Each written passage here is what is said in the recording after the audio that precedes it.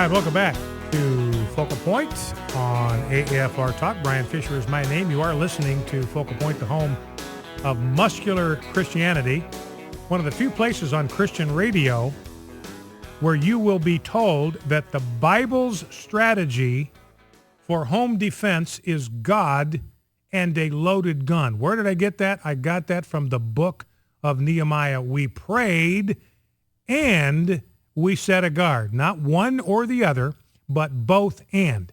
We prayed and we set a guard. God and a loaded gun, the Bible's strategy for home defense.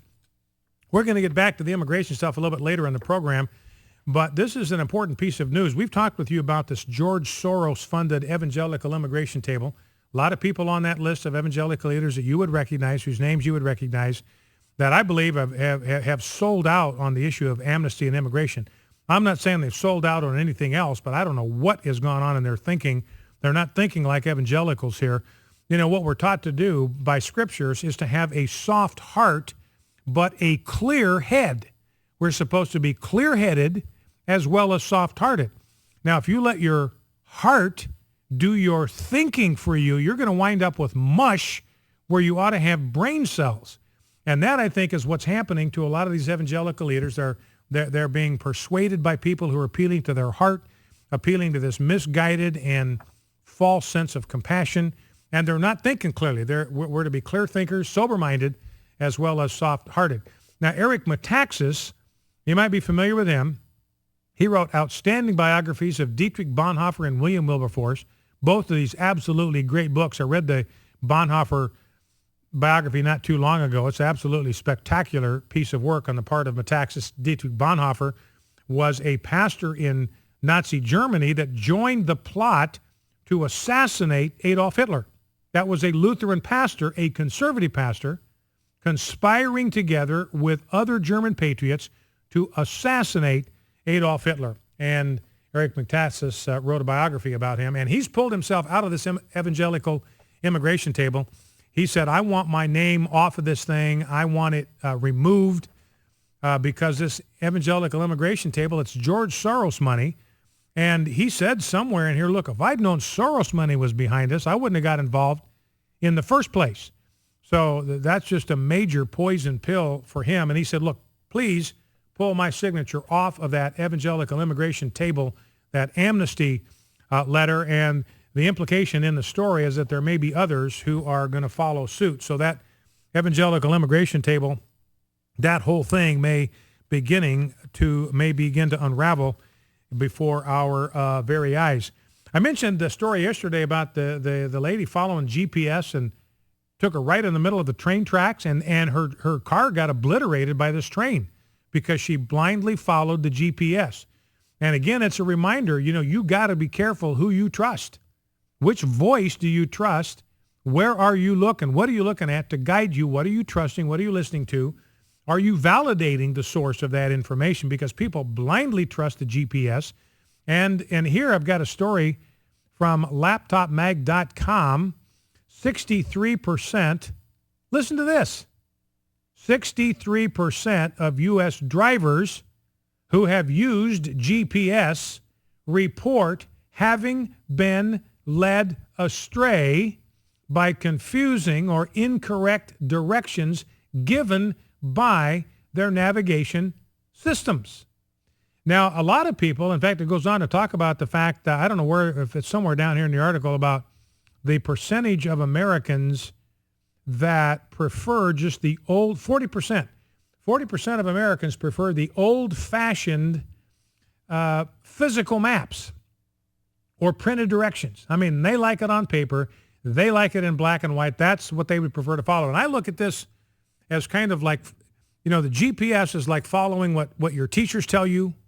It's listening to what the media tells you.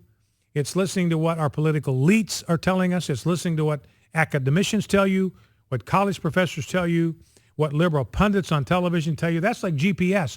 You listen to them, you're going to get lost a minimum of 63% of the time. That's amazing to me. I had no idea it was that high. 63% of the people that use GPS get lost. They get led astray. And how many times in the Bible do you have that phrase used, people being led astray being deceived. It's the same deal. So if you listen to any voice other than the printed material you find in the Word of God, we want it in black and white. We want printed directions. We want the map that we can look at, we can hold in our hands. That's the Word of God. That's where you're going to get directions that are infallible. So that is our parable for the day. I didn't even know they had this.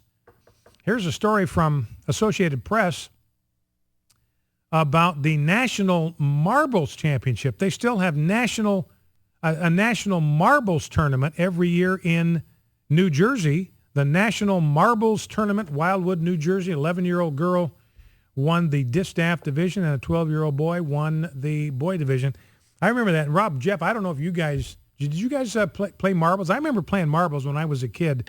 You know, you'd have the, this is real fuzzy now, but it seems to me you had like the cat's eyes, and you had like the agates. If you could get an agate marble, I don't remember what that was, but that was like the primo marble you could get. So, Rob, did you play some marbles when you were growing up?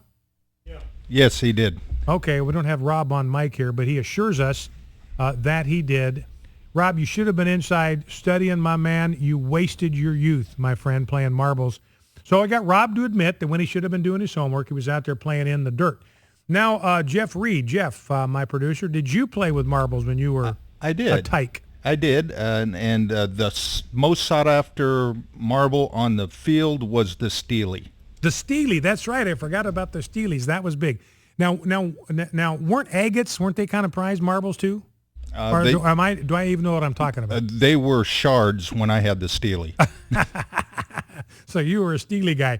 Now the cat's eyes, those were kind of the most normal everyday marbles you could get, right? Yeah. They didn't really have any value. So, well, anyway, Jeff and I were talking earlier this week, actually, and revisited this morning about a kind of a dangerous trend right now in America, especially among youth, among teenagers. So catch us up to speed on that. Yeah, there's always the trends and fads that go through the college-age kids. A lot of it has to do with drinking, of course, and this tends to be one that has caught on lately. They call it smoking alcohol. Smoking alcohol. Yes, but it's not actually smoking it. I don't want to get into details. I don't want to encourage anybody to do this because it's actually turning out to be pretty dangerous, and they don't even know the extent of how dangerous it is yet because there hasn't been any research on it. But basically what they're doing is taking alcohol and vaporizing it and then breathing it in. So it bypasses the liver. It goes straight to the brain. Wow. So if you're, and so I'm assuming that's going to create some problems because if you're, I've never been drunk in my whole life, but people that have been have told me that, you start feeling tipsy, you start feeling a little bit woozy. Eventually, if you drink too much, you're going to wind up throwing up. But that's because that alcohol is kind of working through our physical bodies. But here you're telling me this stuff, they breathe the vapors in, goes right into their nostrils and straight to the brain. So what are some of the risks? Right, there's not the body's natural tendency to tell you had enough or you don't get nauseous. So I mean the dangers are pretty obvious right there. Yeah, and this is popular among teens, so that's something to be aware of. You know what? Of. There's even some bars that are kind of doing they're kind of selling this as a way to get drink without having all the calories. So it's like this is kind of the low-cal way to get drunk is just breathe it through your nose straight into your brain. Yeah. All right, something to be aware of, very, very dangerous practice. And Jeff, one of the things that we do here on Focal Point, this is why we exist. We exist to make sure that if there are frauds operating in our culture, we're going to bust them down right here. If they are perpetuating a fraud about themselves, about their own credentials, about their own qualifications, we're not going to let that go without a challenge. That's why people listen to this program, and we've got some breaking news we need to pass along to concerned citizens, concerned parents. Yeah, well, there's a storm brewing over allegations that Captain Crunch may not be who he says he is. Whoa. Captain Crunch. Yeah, and the dead giveaway was, Rob's put up a picture for the people that are watching, but if you notice on the right, the Captain Crunch berries, you can obviously see there's only 3 stripes on his uniform. Wow. The picture on the left is showing an actual captain's uniform, Oh, my and gosh. it has 4 stripes. So he's missing a stripe. Right. So really, I mean, the Navy is saying this is the rank of a Navy commander, not a captain. Wow. We did check in some foreign. Maybe he's not who he says he is. He may be representing a foreign Navy, and the closest we could find was a German or Portuguese frigate captain.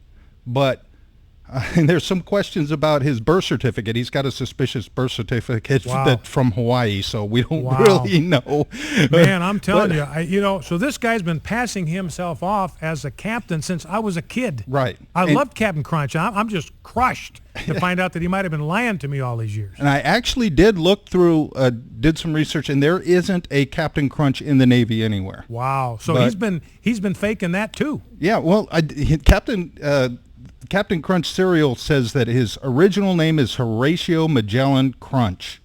I bet you couldn't find him anywhere on the Navy list either, could you? No. Yeah, all No. right. Okay, well, there you have it, ladies and gentlemen. Jeff Reed, our intrepid investigative reporter, bringing you news from the front lines in the culture war. Captain Crunch is a total fraud. I loved that cereal when I was a kid. I mean, it's so sweet and so sugary, and I actually got to the point where I could talk like Captain Crunch. That's the only voice I've ever been able to imitate in my whole life. The real problem with it was if you ate too much, it would leave the roof of your mouth sore and raw. I know it. Yeah. I know it. And I like to eat that stuff straight out of the box because it was so tasty. Yeah. But it would kind of rub the roof of your mouth. So anyway, I guess it's time to move on. I just got a text from my wife. I quote, "You guys are desperate!" ! So I guess that means it's time to move on to some serious material. And speaking of serious material, thank you, Jeff. Speaking of serious material, I got a story here. Talked about it on Trivia today. There is a plant in the UK. I am not making this up. There is a plant that's blooming now in the UK, United Kingdom, that actually eats sheep. It actually eats sheep. It grows these razor-sharp spines, and it'll snare and trap sheep and other animals, which slowly starve to death and decay at the base of the plant, providing it with the grisly equivalent of a bag of fertilizer. So again, bringing you breaking news right here, Focal Point AFR Talk.